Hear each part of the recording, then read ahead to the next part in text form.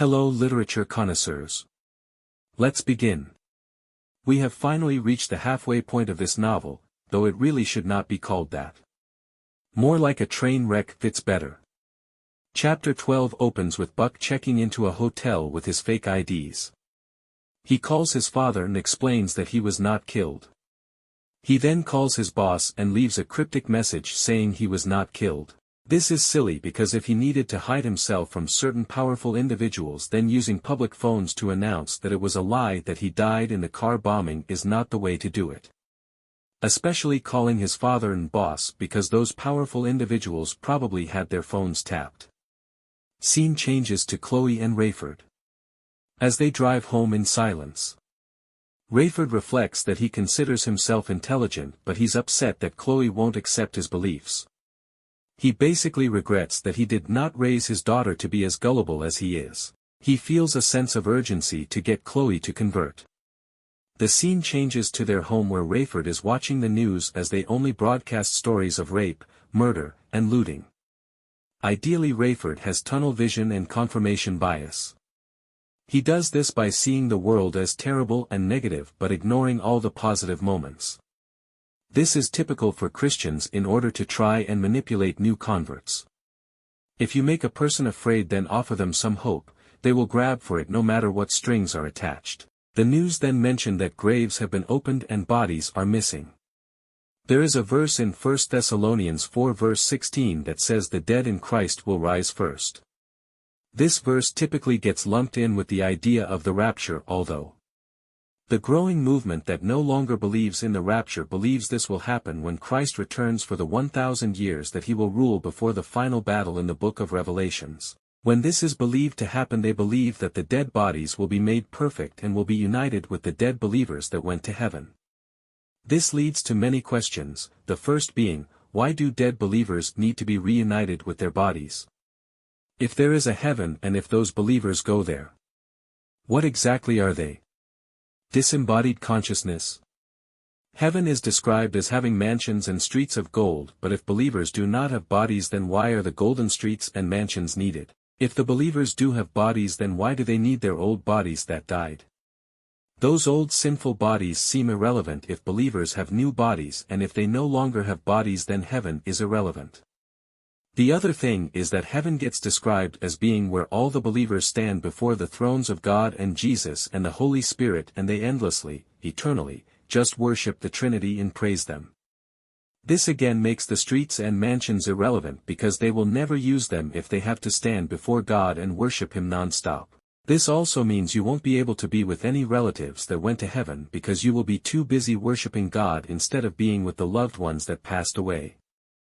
Back in the 90s there was a television show called Ren and Stimpy.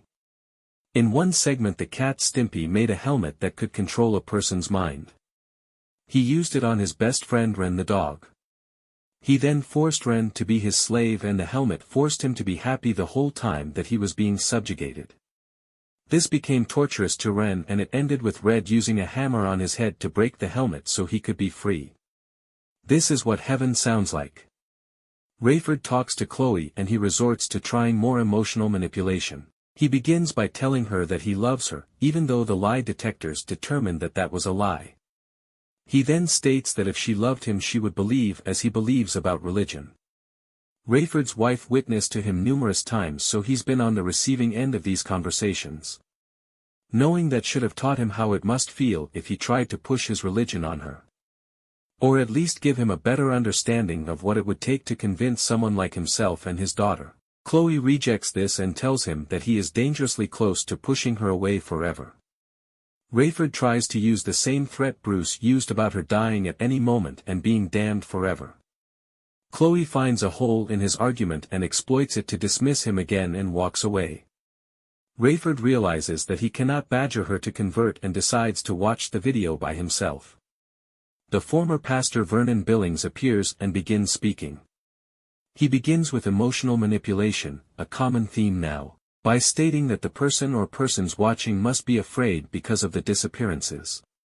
He theorizes that everything must be in chaos because police and medical staff probably won't be able to function due to the disappearances. He states that the disappearances will remove a lot of workers in that field, overtaxing any that remain. This is a poor assumption on his part because not all police, military, and medical staff are Christians. Should the disappearances happen then, like any natural disaster, acts of terrorism, or cataclysmic events, the staff available will do its part to the best of its ability. The amount of trauma will tax the people working to stabilize everything but will by no means cripple the world. He is basically fear-mongering his audience. As mentioned before, he is trying to scare his audience, then he offers a little bit of hope, hoping that they grab desperately for it to convert to his religion. It really is a cheap tactic, because if their God is real then they would not need tricks or manipulations to get others to believe. He then gives a false showing of sympathy as he again tries to manipulate his audience by pretending he understands what they are going through, even though he has not ever faced it. After emotional manipulation, it's hard to view his fake sympathy as being anything other than fraudulent. Yet to those more easily manipulated, it's easy to see why they would fall for it. He goes on to give his explanation for what he believes is the reason for the disappearances. He states that he will not give any evidence that God exists because he claims the disappearances are evidence enough. His reasoning is completely false. Because regardless of whether the disappearances happened, he still has the burden of proof.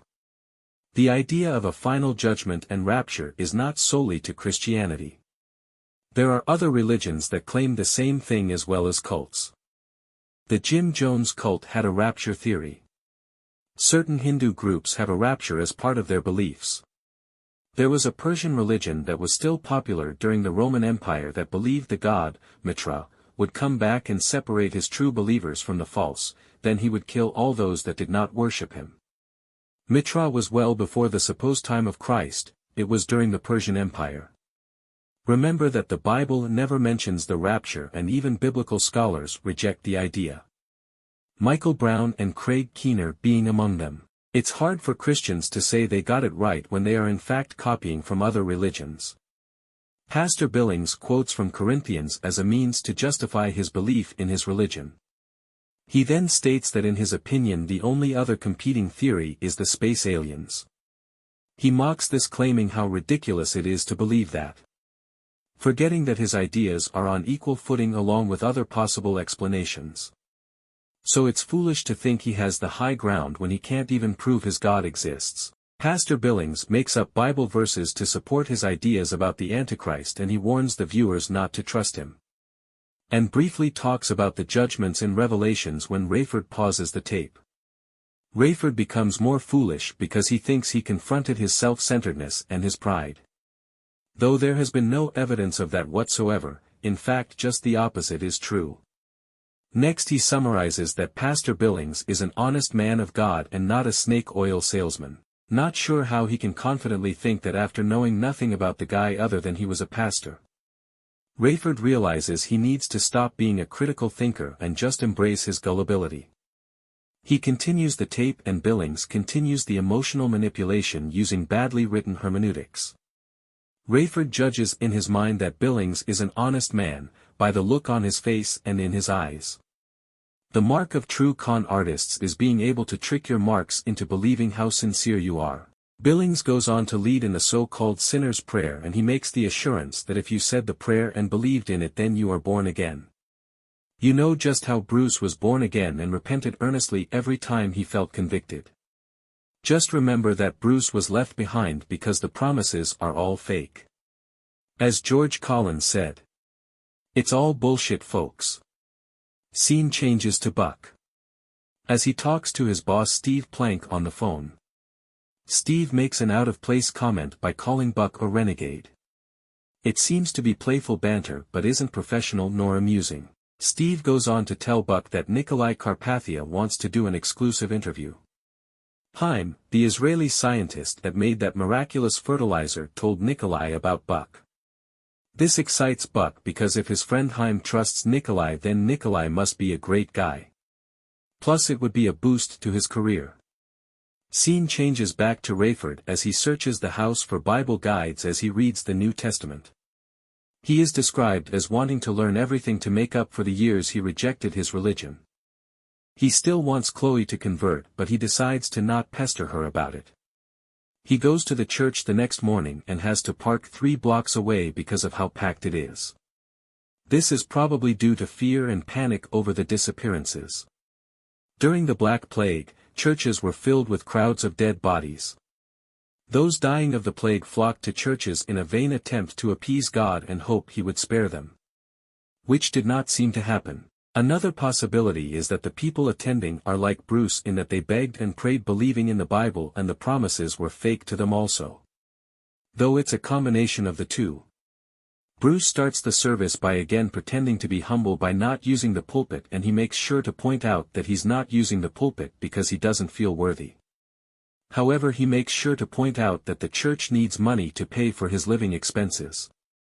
So this liar feels too humble to use the pastor's office and the pulpit and the pastor's library, but he is not too humble to take money from the church. Typical con man. So Bruce tells his story to emotionally manipulate the crowd, then he plays the tape for everyone to see. After that he asks for anyone that converted to tell their story in order to convince others to convert. Rayford is first in line, but each person that speaks tells the same story, making them Rayford clones. Skipping the bullshit service, after it ends Bruce takes Rayford to lunch and asks him to be an elder of the church. Rayford grudgingly agrees. Then he goes home and learns that Hattie had been calling while he was gone. He calls her back and hears her talking about a news story that said Buck was murdered. Rayford says he needs to talk to her about something and wants her to join him for dinner. Both Hattie and Chloe seem suspicious. Especially since he's been pushing her away because of the imaginary affair in his mind. This ends the chapter. See you next time for chapter 13 of Left Behind.